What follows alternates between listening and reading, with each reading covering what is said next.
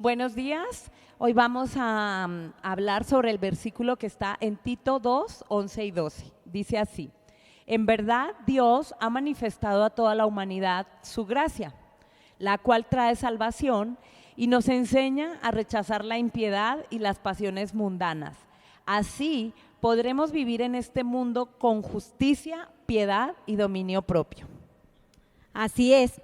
Este versículo en realidad nos está diciendo que el Señor ha manifestado a la humanidad esa gracia, y esa gracia es para todos, ¿cierto? Entonces, esa gracia viene de Él, y acá dice, inicia, ¿no? Es una verdad que Él nos da y se manifiesta por su Hijo Jesucristo. Cuando nosotros tenemos esa gracia de poder ver el sacrificio del Señor, ¿qué pasa? Va a haber una transformación en nuestra vida. ¿Por qué? Porque por medio de su Hijo, porque Él se sacrificó por nuestros pecados. O sea, ¿qué quiere decir? Que nos perdonó.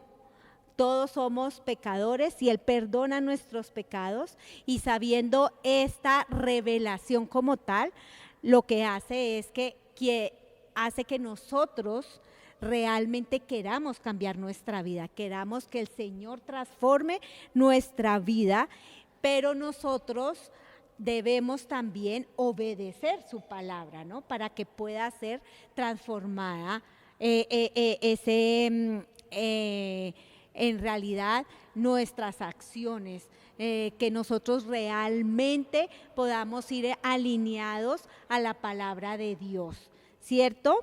Amén. Y Él nos va a ir revelando cada vez más, porque el transcurso de nuestra vida es largo, pero siempre va a ir transformado. Ninguno es ya ¿cómo decirlo? Ya está santo y ya ha hecho el camino. O sea, la meta no es de en un momento, en un tiempo determinado, sino la meta es el Señor, y nos está Él preparando, Él nos está transformando hasta el día que ya dejemos de estar en esta tierra, porque nos iremos con Él en la eternidad. Por eso es esa salvación, ¿cierto? Amén.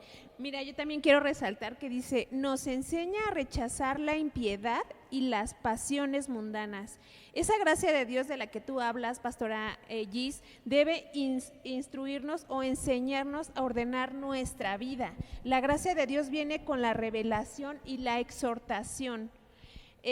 Luego dice, rechazando la impiedad y las pasiones mundanas. ¿Qué quiere decir con esto? Es rechazando todo lo que no le gusta a Dios, todo lo que no es agradable a los ojos de Dios. Eso nos quiere decir, y se rebela contra Él. O sea, la impiedad, yo busqué en el diccionario, ¿qué es la impiedad? Es negar a Dios. O sea, yo decía, wow, o sea, como a veces sin darnos cuenta caemos en eso, en negar a Dios, en rechazar a Dios con nuestras acciones. Qué complicado es eso. Fíjate que todo lo que va en contra de la pureza y la verdad a la santidad de Dios, eso es la impiedad. Yo quiero leerte primera de Pedro 1:14, fíjate cómo dice: como hijos obedientes, no os conforméis a los deseos que antes tenéis estando en vuestra ignorancia. Como antes éramos ignorantes, ¿no? Y ahora que estamos en la palabra, ya no somos ignorantes, al contrario, tenemos de ver que la gracia del Señor, que debemos rechazar la impiedad y las pasiones mundanas. ¿Qué dices, pastora Mile? Sí, y al final el versículo dice, así podremos vivir en este mundo con justicia, piedad y dominio propio. ¿Qué significa eso? Significa que esa gracia que Dios ha manifestado sobre toda la humanidad nos tiene que enseñar cómo vivir en este siglo. Es decir, importa lo que hacemos aquí y ahora. Es lo que nosotros hacemos aquí, es lo que nos va a llevar a una vida eterna o a una muerte eterna, ¿verdad? Y esa gracia que el Señor ha derramado sobre todos nosotros nos tiene que enseñar a vivir de acuerdo a su voluntad. haciendo lo que a Él le agrada, tanto en nuestra vida personal como en nuestra relación con los demás. Tenemos que tener en cuenta eso.